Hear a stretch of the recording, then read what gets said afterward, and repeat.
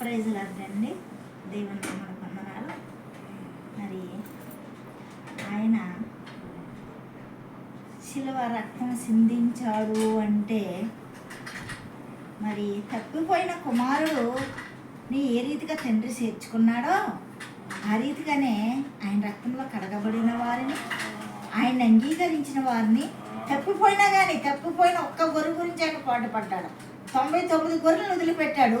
100 గొర్రెల్లో తప్పిపోయిన గొర్రె గురించి ఆయన పాటుపడి మరి ఆ గొర్రెను రక్షించాడు. అలాగే నువ్వు లోకంలో మరి తిరుగుతున్నావేమో, చెడ్డ స్నేహితులతో, త్రాగుడు తాగి, వ్యభిచారులతో, మరి దొంగలతో నువ్వు సాంగత్యం చేస్తున్నావేమో, నువ్వు తప్పిపోయావేమో. ఈరోజు నువ్వు పరిశోధించుకో. నిన్ను రక్షించడానికి ఆయన వచ్చి నాయన మరి నీ కొరకు ప్రాణాన్ని పెట్టాడు. కాబట్టి తప్పిపోయిన కుమారుడు మరి తండ్రి మాట వినకుండా ఆస్తిని పంచుకొని అది దుర్లాభ్యాన్ని కొరకు ఖర్చు పెట్టుకుని వెళ్ళిపోయాడు. ఆ దేశంలో కరువు వచ్చినప్పుడు మరి ఆకలిగా ఉన్నప్పుడు పందులు కాసే పందులకు పెట్టే పొట్టు తినడానికి రెడీ అయిపోయాడు. అప్పుడు తండ్రి గుర్తొచ్చాడు, నా తండ్రి దగ్గర అనేక మంది కూలీలు ఉన్నారు, నేను ఈ పొట్టు కొరకు ఆశిస్తున్నానని తిరిగి పాప పశ్చాత్తాపం పొంది వచ్చినప్పుడు ఆ తండ్రి ముద్దు పెట్టుకుని చేర్చుకున్నాడు కదండి. మనకు తెలుసు తప్పిపోయిన కుమారుడు. అలాగే నిన్ను కూడా చేర్చుకుంటాక ఆయన సిద్ధపడుతున్నాడు. మరి నువ్వు రావాలా, నీ పాప రోత జీవితాన్ని వదిలిపెట్టుకుని యేసు యొద్దకు నువ్వు వచ్చి ఆయన రక్తంలో కడుక్కుంటే తప్పిపోయిన కుమారుని తన తండ్రి ఎలా చేర్చుకున్నాడో ఈ పరమ తండ్రి కూడా నేను చేర్చుకుంటాకి మరి ఎదురు చూస్తా ఉన్నాడు.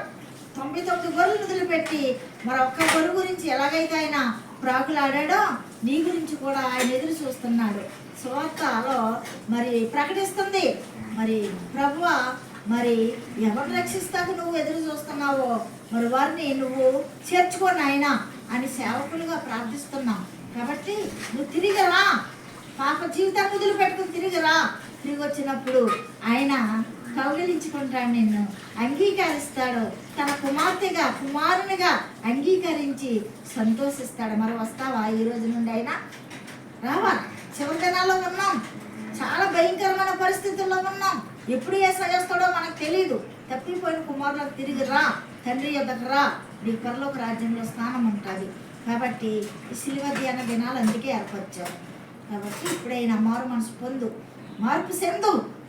కాబట్టి మార్పు చెందినప్పుడు ఆయన ఎంతగానో చూడండి, నాణ్యం పోగొట్టుకున్న స్త్రీ ఆ నాణ్యం దొరికినప్పుడు దీపమెట్టి వెతికి ఆ నాణ్యం దొరికినప్పుడు పక్క వారిని అందరిని పిలుస్తుంది ఆనందంతో, రండి నాకు నాణ్యం దొరికింది, సూదురుగాని రండి. అలాగే దేవుడు కూడా ఎంతగానో సంతోషిస్తాడు తప్పిపోయిన వారు తిరిగి ఆయన వద్దకు వస్తే. మరి ఆయన సంతోషించే విధంగా జీవిందామా? మరి శిలువ ధ్యానంలో మన పాపాలు కడుగుకుందామా? పాప పశ్చాత్తాపం పొందుదామా? ఒప్పుకోవాలా, కప్పుకోకూడదు. చూస్తున్న దేవుడు మన ప్రవర్తన, మన క్రియలు, మన నడవడిక. అందుకే మన పాప నడవడికను బట్టి పాదాల్లో మేకులు కొట్టారు. మన పాప చేతులను బట్టి మన చేతులు పాపం చేస్తున్నాయి కాబట్టి అరచేతుల్లో మోకిలు కొట్టారు. మన పాప తలంపులను బట్టి ముళ్ళ కిరీటం పెట్టారు. మన యొక్క పాప ఆలోచనలో కాబట్టి ఆయన గుండెల మీద గుద్దారు, సిలువకు అప్పగించారు. కాబట్టి ఇవన్నీ జ్ఞాపకం చేసుకున్న ప్రతి విశ్వాసి కూడా తిరిగి పాపం చేయదు, నిజమైన విశ్వాసి. కాబట్టి మనం నూతనంగా మారదామండి, దేవుడికి మహిమార్థంగా జీవిద్దాం. పరిశుద్ధ వాక్యం దేవుడు దీవించుగాక.